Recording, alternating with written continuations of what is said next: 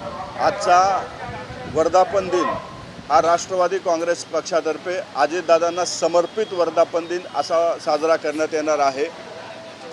आज या वर्धापन दिनानिमित्त अजितदादांचे विचार, अजितदादांनी महाराष्ट्राच्या प्रगती केल्यासाठी केलेली कामं आणि पक्ष संघटन बळकटीसाठी भविष्यकाळात पक्ष संघटनेला कार्यक्रम असे अनेक उपक्रम असतील किंवा आजच्या या वर्धापन दिनाच्या निमित्ताने अजितदादाच्या विचारांची शिदोरी घेऊन आमचा कार्यकर्ता महाराष्ट्रामध्ये जाणार आहे। आजचा वर्धापन दिन हा विशेष अजितदादांना समर्पित असा वर्धापन दिन साजरा या ठिकाणी राष्ट्रवादी काँग्रेस पक्षाकडून करण्यात येणार आहे। या वर्धापन दिनाच्या निमित्ताने काही लोकांनी जाणीवपूर्वक आमच्या पक्षावरती टीका केली की राष्ट्रवादी काँग्रेस पक्षाला महापुरुषांचा विसर पडलेला आहे। मी त्यांना सांगू इच्छितो की राष्ट्रवादी काँग्रेस पक्ष हा शाहू फुले आंबेडकरांच्या विचारावरती काम करणारा पक्ष आहे। राष्ट्रवादी काँग्रेस पक्ष हा पुरोगामी विचारांचा पक्ष आहे आणि सर्व समाज घटकाला घेऊन जाणारा पक्ष आहे। राष्ट्रवादी कधी विचारधारा सोडलेली नाही। आज रोहितदादा बोलत असताना सांगत होते की राष्ट्रवादी काँग्रेस पक्षाच्या कुठल्याही बॅनरवरती महापुरुषांचा फोटो नाही।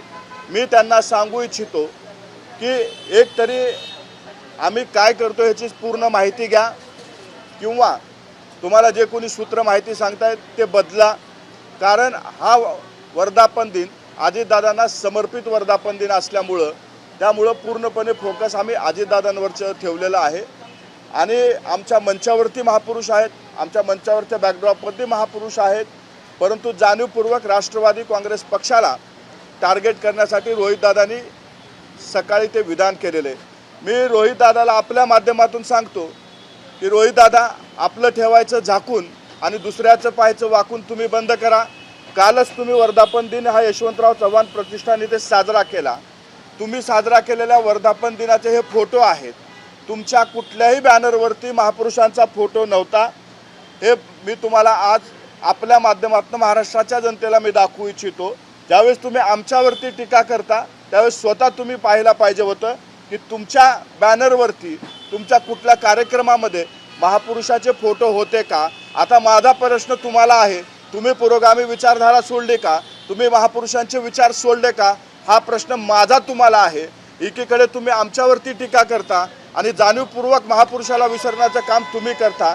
आमचा तर आम्ही महापुरुषाला विसरलेलो नाही। आमचा वर्धापन दिन हा अजितदादाला समर्पित असल्यामुळं, अजितदादा सेंट्रिक असल्यामुळं त्या ठिकाणी आमच्या बॅनरवरती आम्ही फक्त अजितदादांचे फोटो ठेवलेले आहेत। परंतु तुमचा वर्धापन दिन साजरा करत असताना कुठेही महापुरुषांचा फोटो नाही। ह्याचा अर्थ तुम्ही महापुरुष विसरलेत का। रोहितदादानं आमच्या पक्षात काय चाललंय, आम्ही काय निर्णय घ्यावेत याच्यावर लक्ष ठेवण्यापेक्षा तुमच्या पक्षातले आमदार एका दिवसात जाऊन भाजपात आमदार व्हायला लागलेत। तुमच्या पक्षातले जे काल उपस्थित होते त्यापैकी उद्या किती पक्षात राहतील याची काळजी करावी। राष्ट्रवादी काँग्रेस पक्षाची काळजी करू नये। सुनेत्रावहिनी पवार यांच्या नेतृत्वात राष्ट्रवादी काँग्रेस पक्ष सक्षम आहे।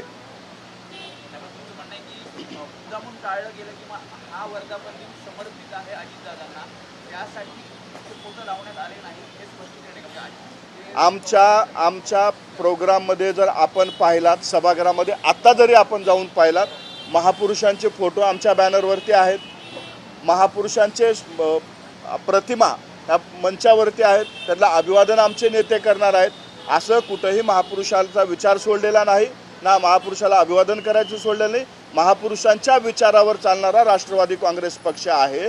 परंतु बाहेर जे काही बॅनर लागलेले आहेत ते कार्यकर्त्यांनी काही ठिकाणी बॅनर लावले आहेत, अजितदादाला समर्पित असल्यामुळं तशा पद्धतीचे बॅनर पदाधिकाऱ्याकडनं लावले गेलेत। त्यांना टार्गेट करून रोहितदादा असं म्हणतात की हे महापुरुषांचे विचार सोडले। राष्ट्रवादी काँग्रेस पक्ष शाहू फुले आंबेडकरांच्या विचारावर चालणारा पक्ष आहे। आपण जर आत्ता मी इथंच आहे, आपण जर सभागृहामध्ये जाऊन पाहिलात, आमच्या बॅनरवरती बॅकड्रॉपवरती महापुरुष आहेत, चव्हाण साहेब आहेत आणि त्यांच्या विचारावरच आम्ही चालणारी लोक आहोत। परंतु आता माझा प्रश्न रोहितदादाला की तुमच्या कुठल्याच बॅकड्रॉपवरती, तुमच्या कुठल्याच बॅनरवरती एकही महापुरुषाचा फोटो नव्हता। याचा अर्थ तुम्ही आता महाराष्ट्राला सांगा की तुम्ही विचार सोडलेत का। तुम्ही महापुरुषांचे विचार सोडून कुठल्या दुसऱ्या विचाराच्या मागे लागलात का, गुप्तपणे कुणाशी युती करताय का, ह्याचं उत्तर रोहितदादांनी द्यावं.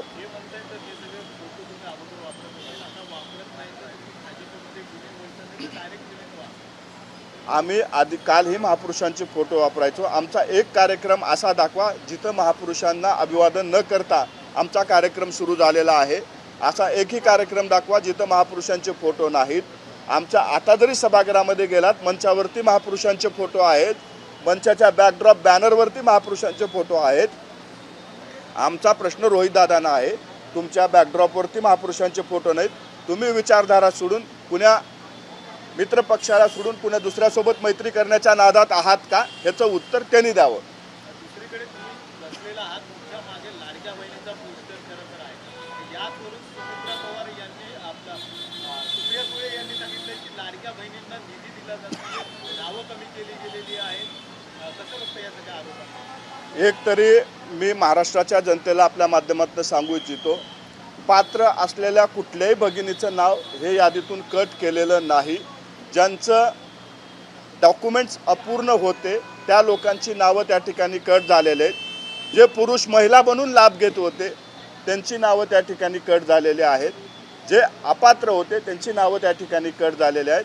आमचं सरकार लाडक्या बहिणीच्या पाठीमागं भक्कमपणे आहे. आम्ही निवडणुकीच्या काळात जे आश्वासन दिलं होतं 1,500 2,000 करू, ते सुद्धा भविष्य काळामध्ये आमचं सरकार करेल. लाडक्या बहिणीची काळजी घेण्याची पूर्ण जबाबदारी ही आमच्या सरकारची आहे. अजितदादांनी दिलेला तो शब्द आहे, तो शब्द पाळण्यासाठी आम्ही सर्वतोक प्रयत्न करू. येणाऱ्या काळामध्ये लाडके बहीण सक्षम करण्याचं काम आमचं महायुतीचं सरकार करेल. मात्र ज्या लाडक्या बहिणी होत्या त्यांची संख्या तुम्ही थेट अर्ध्यावर आणली आहे, अशा पद्धतीचा देखील एक आरोप होतोय.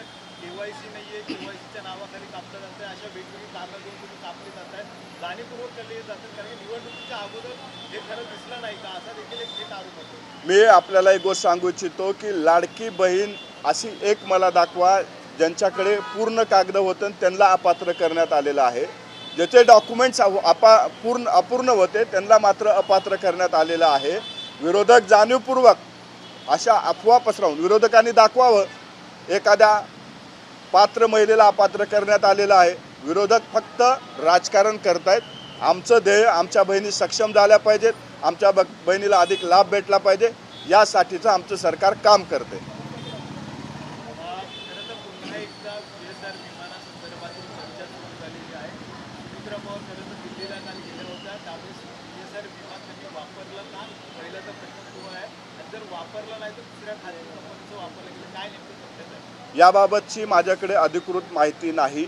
मी अधिकृतपणे माहिती घेऊन आपल्यासमोर थोड्याच वेळाने ती बाजू मांडेल.